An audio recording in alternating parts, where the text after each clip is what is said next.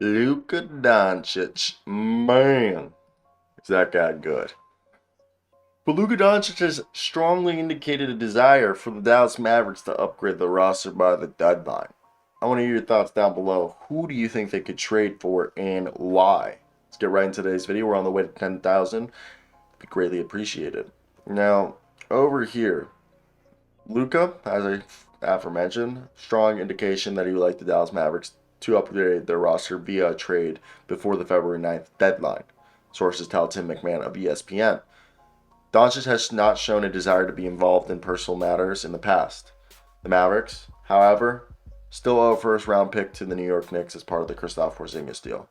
The Mavericks lost Jalen Brunson to the Knicks in free agency last offseason after they declined the opportunity to sign him to a 4-year, $55 million extension.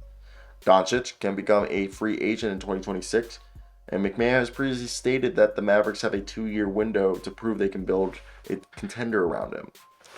In response to the story, Mark Cuban denied the reporting that Doncic has indicated he wants the roster to be upgraded. Tim MacMahon got it dead wrong. Luka has never suggested, asked, demanded, or discussed changes to the roster, said Cuban.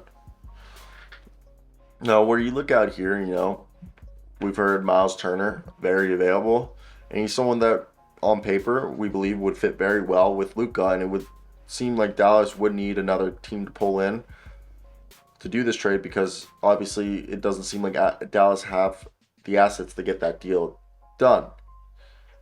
At the same time, someone might want to comment, Mavs will have to overpay for the assets. The trade market's all jacked up from this summer too. Consider that teams may be trading for the Raptors and Jazz players.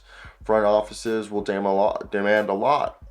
Then you have a recipe for an overpay. Also, with the West being so close, some teams will get desperate for that last piece and fork up multiple picks or a first round pick without protections. And, the Mavs got rid of Jalen Brunson and Kristaps Porzingis, who are arguably two 20-point scorers. But I think Jalen Brunson hurt more than Kristaps. And you replace Kristaps with Spencer, who's been better. And I think right now, this is a team that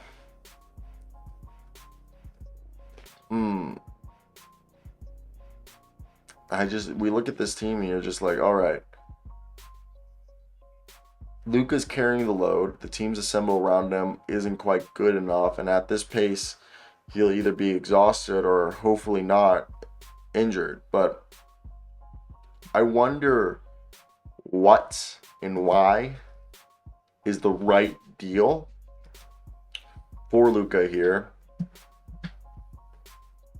because there's the Tim Hardaway for Karis LeVert. That's just a lateral move. You're just going sideways. You're not going forward when you do a move like that.